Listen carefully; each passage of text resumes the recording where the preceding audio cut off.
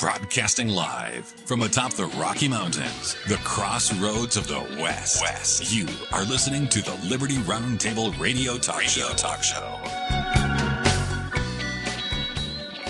Happy to have you along, my fellow Americans. Sam Bushman. I've got Curt Crosby with me. Hey, Curt, it was kind of a meltdown the other day when you joined us for the first time in quite some time. You started out and you didn't do your classic Buenos Dias. Howdy, and people didn't know what to do with themselves, my friend. I got all kinds of emails. Well, buenos dias, greetings and salutations. Howdy. Thank you, Sam.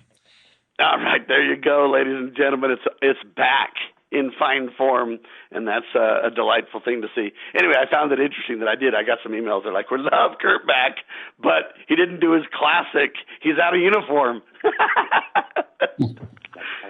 So I thought that was kind of funny. Yeah. All right, they're planning to shut down Alligator Alcatraz, Curt. I guess the feds and the state of Florida saying it's too expensive, can't keep it up. And this is a big disappointment, but I want to also be clear about this. You know, myself and Sheriff Richard Mack over at the Constitutional Sheriffs and Peace Officers Association have a relationship with Tom Homan. And I want everybody to understand, you know, you hear these things in the news and you think things are certain ways. And as Curt brought out with the Beijing, you know, going to China deal, the story from Trump is completely different from the story of the mainstream press, right? We've highlighted that for literally 30 years. But anyway, I digress except to bring this up and say, just because they're shutting down Alligator Alcatraz and it's too expensive, that does not mean that they're not going to be ratcheting up deportations and ratcheting up some changes when it comes to the border and to immigration and things like that. I believe they're still on track and doing the best they can for this. Again, what they've got is the lack of support from Congress. This has been the biggest disappointment, in my opinion, of Trump's first and second administration, Curt, is that Congress has been absolutely, one, behind the scenes hostile to Trump, behind the scenes intentionally difficult to Trump, and they really haven't accomplished anything. All the initiatives President Trump has tried to bring forward, which I support most of, has been stymied or shut down or whatever you want to call it because Congress doesn't do their job. Think about item after item, whether we talk about the border, whether we talk about immigration, whether we talk about ICE, whether we talk about the Federal Reserve, whether we talk about taxes, whether we talk about some of these foreign trips that we're on or negotiations and trade agreements and everything. Every one of these things, Congress hasn't done their job to support the president, really. And I don't know how to hammer that home enough, but we, the people, need to absolutely replace people in Congress that will carry forward these balls. Not only economically, Curt, but now they're talking about AI and talking about President Trump wants to create a uniform AI kind of understanding, rules and guidelines and things across the country. I don't think it's a general government authority, but at the same time, I do realize that some of this is necessary. But again, see, President Trump is just looking towards executive order because he's been given no choice by these people. I don't know what they're doing, but each one of them makes $200,000 at a minimum, plus all kinds of benefits. 535 of them. Plus each one of them has anywhere from 5 to 30 people on their staff. You're talking about a huge group of people. And what have they actually accomplished? Now, you could say the big, beautiful bill, at least they got some things passed. But for the most part, I don't see that Congress has done anything to really help us and or back President Trump's agenda. And now they're wondering why we're frustrated with him, Curt, and why Congress is at an all-time low in terms of its ratings. It seems to be that it's abundantly obvious. Curt? Mm-hmm. You know, and along that line, when you examine how things really work behind the scenes, like you take, for example, the judges, that at least in my opinion, when you have good judges, you have some really good stuff. When you have wicked judges and lawyers, you're in rough shape. And you know this thing, they call it the blue slip program. Sam, you've heard of it, I'm sure, before.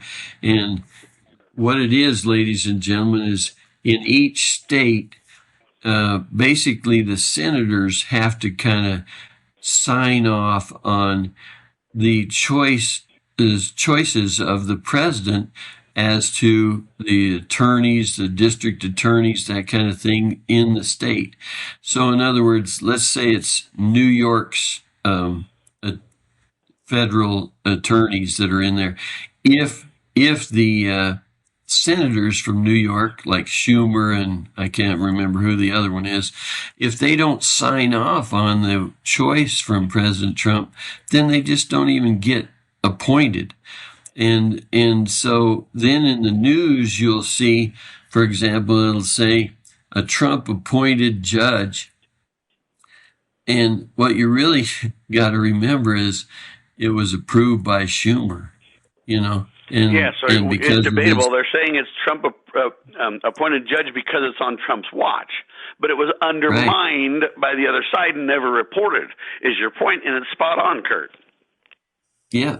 And so much of it, just like this filibuster thing, Sam, you've got the Democrats basically saying that as soon as they get power, and they're just licking their chops, as soon as they get power, they'll basically put a whole bunch of new guys on the Supreme Court, or they call it packing the court.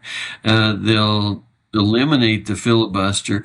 And so, what you've got is the guys, the quote unquote good guys, led by Thune and McConnell and the likes in the Senate, are saying that, we're the good guys. We don't want to do that, and yet the other guys are they're literally telling them that, look, as soon as we get it, we're going to do this.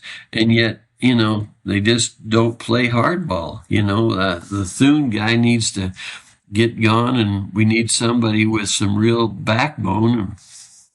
And like you said, to support the president in his, the goals he's got. There's so much good that could be done, but Congress kind of makes you think of that old phrase where they'd say, what's the opposite of progress? And then Congress. The answer is, that's right.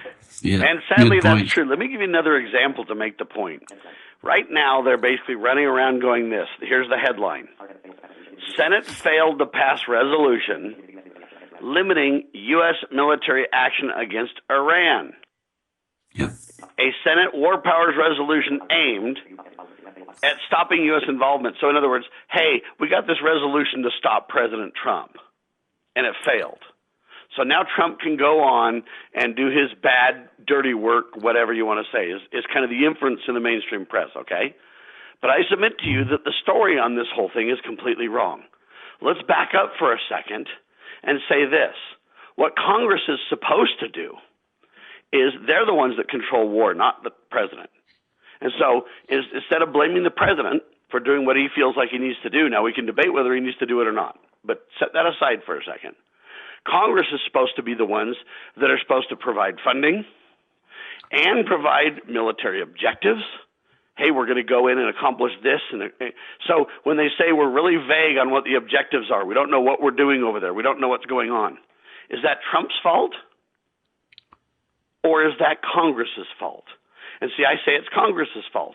So when they don't rein in the president, I don't look at it as reining in the president. What I look at it is, hey, forget whether we're going to go to war or not, because we already went, right? We're already there. Now, we can talk about another time whether we should be there or not. It's a whole different discussion, but we're there.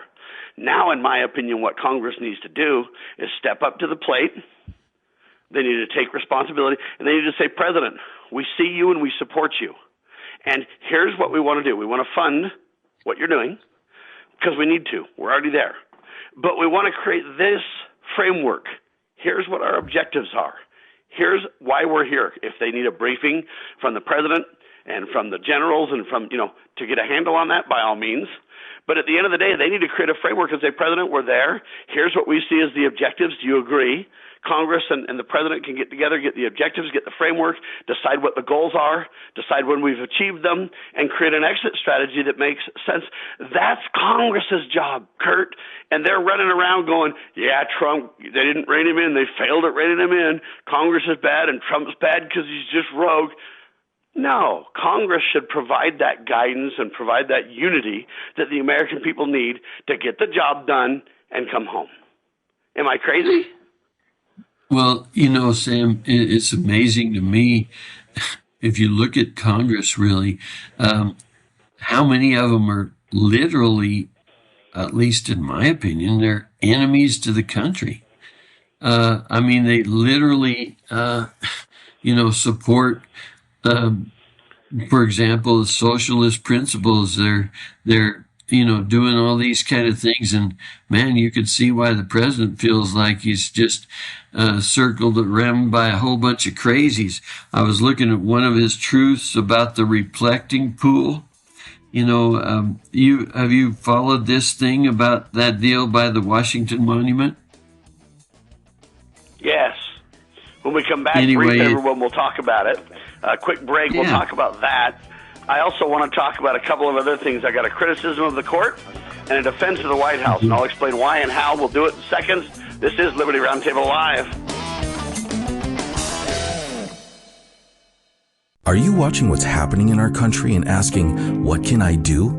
Join the John Birch Society in Salt Lake City, June 6th, for a powerful one-day conference. The day includes a host of respected speakers, 2 meals, and meaningful connections. You'll gain clarity on the issues and walk away with practical steps you can take to your community. Reserve your seat today at jbs.org/SLC26. That's jbs.org/SLC26. You know where the solution can be found, Mr. President? In churches, in wedding chapels, in maternity wards across the country and around the world. More babies will mean forward-looking adults, the sort we need to tackle long-term, large-scale problems. American babies in particular are likely going to be wealthier, better educated, and more conservation-minded than children raised in still industrializing countries. As economist Tyler Cowen recently wrote, quote, "By having more children, you're making your nation more populous, thus boosting its capacity to solve climate change. The planet does not need for us to think globally and act locally so much as it needs us to think family and act personally. The solution to so many of our problems, at all times and in all places, is to fall in love, get married, and have some kids."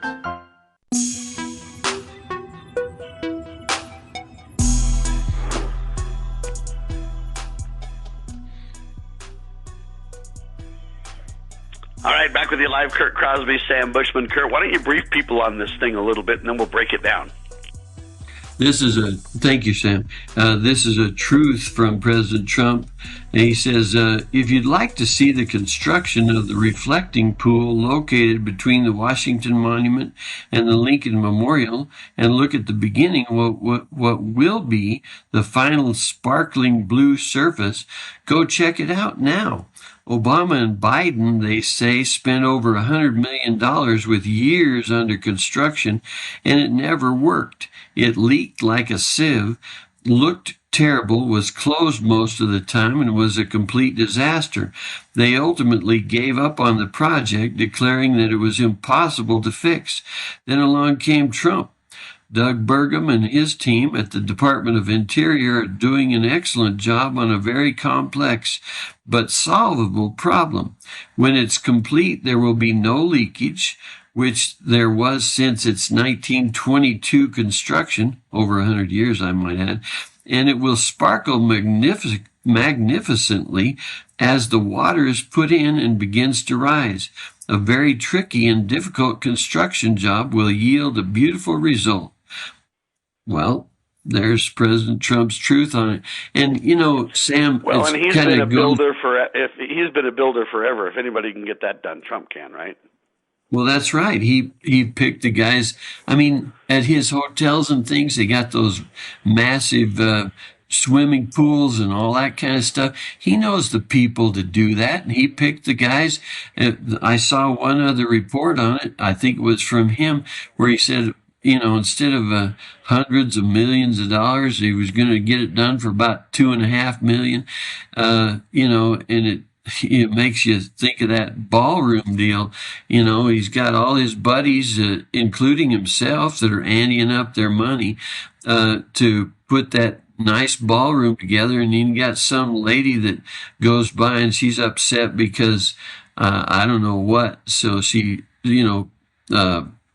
brings a lawsuit, and now they say that the Congress has to appropriate the money. And I'm like, man, it's just nuts.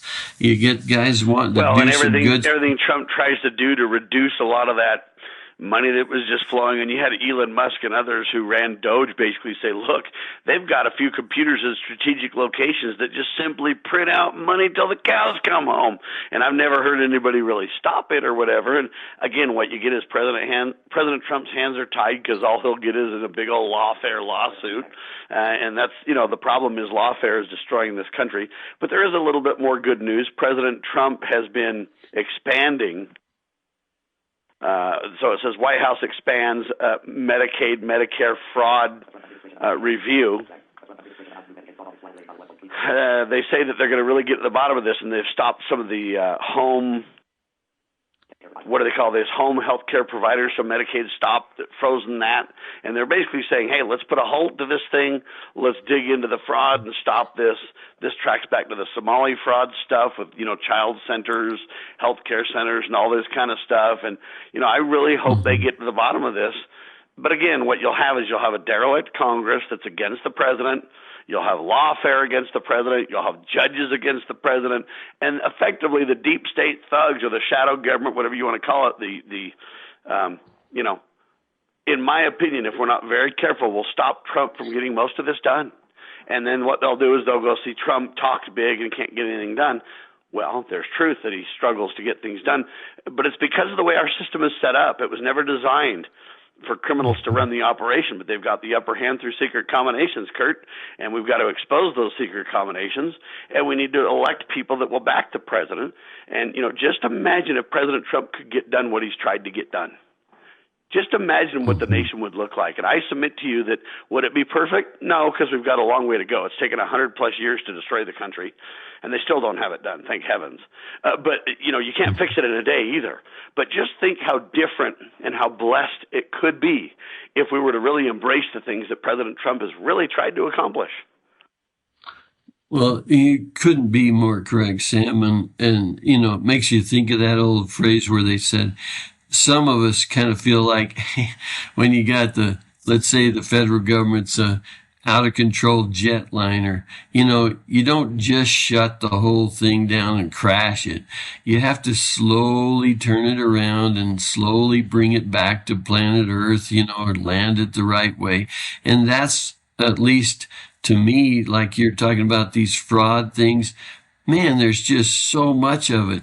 I remember watching these ads for the ICE guys that, they tried to attract a while back, and they got a bunch of good guys working in the immigration, customs, and enforcement stuff now. And, imagine if they did the same thing for the fraud stuff. And they basically said, hey, we need guys looking at this, checking all these out, because as been reported, if we really got rid of all the fraud in government, we could probably have a balanced budget. Wouldn't that be a blessing and a half? Two other quick stories that relate to this. Again, all eyes are on Beijing and the big tech conference over there, and I say more power to them. I hope they're successful and everything else. But right now, I don't know if you know this, but there's a lot of technology being brought to the border to increase border security and stability.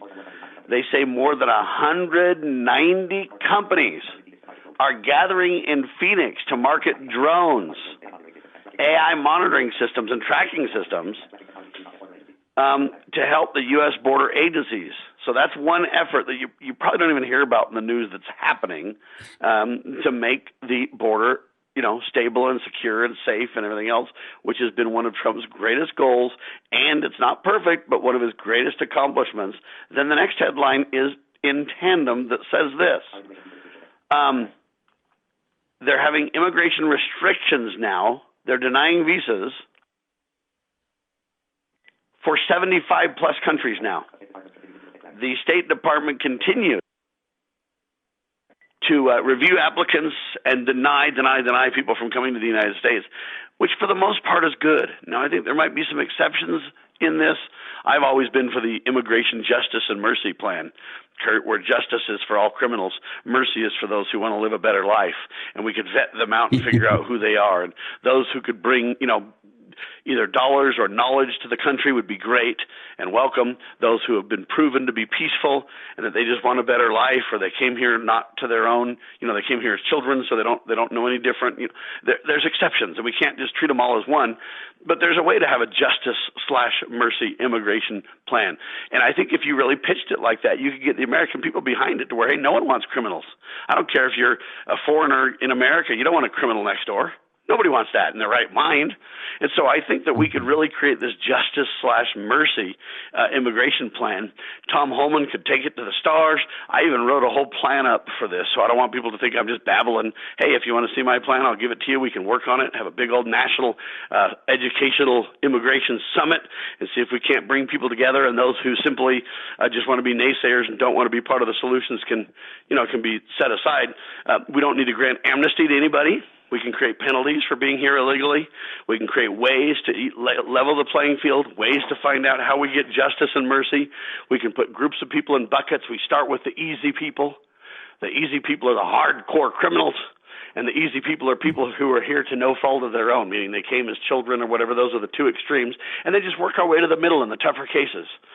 You could do the deportation plan like President Trump and Tom Homan have done, which is, hey, we'll give you all kinds of incentives to get out of the country, but if you don't do it, eventually there'll be a hammer down time, and so you better take advantage of it. More people are leaving voluntarily than you can possibly imagine. That's underreported too, Kurt. So there's a lot here going on and a lot we need to report on. Now, some would say, Sam, you sound pretty positive on Trump during this show, or you're not normally positive on Trump. Look, I'm trying to do my very best to ferret out the news and call a spade a spade. And Trump deserves plenty of blame in certain circumstances. At the same time, he deserves a lot of credit that he's not getting. And how do you balance that as a news reporter? And so in my opinion, what you do is you just tell the truth to the best of your ability all the time. And sometimes you may not get it perfectly. Sometimes you may not be, because I don't see every bit of news. There's so much news, you can't even see it all, Kurt. And so it's very hard to, I wish we could get Tom Homan and President Trump and different people on Liberty Roundtable Live where they could tell their sides of the stories, but that's hard too. They're busy and but we do the best we can. And really the whole goal for us is if we could elevate God, family, church, and country in that order. God, family, church, and country. Why do I say God first and church third? Because I think that God is where we need to look individually. That's who saves us, is Christ, right? And then I say family because that's the fundamental unit of society. I say church because church is supposed to be supporting the family just like the country is, right? And so in that order do I believe that we can really make a difference if we cling to those principles. And whenever people are on the right side of those principles, Kurt, we need to applaud them. Couldn't agree more, Sam. And, when you look at...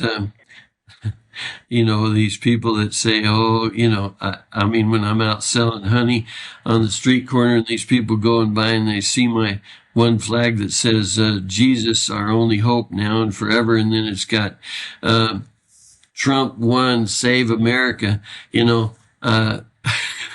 Occasionally, there's somebody that gets just set off, and they want to yell that President Trump's a bad guy. And I think, man, if we're all going to be held to that kind of thing in our life, we've done something bad and we can never repent, that's pretty rough.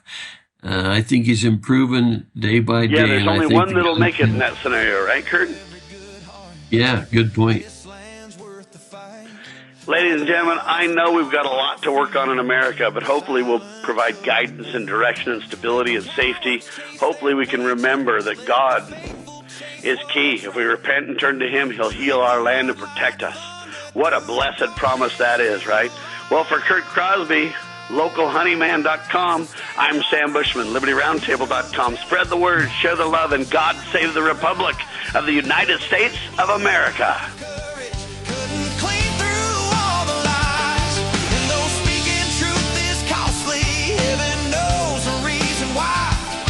There's a penalty for truth, but it's worth it when you try.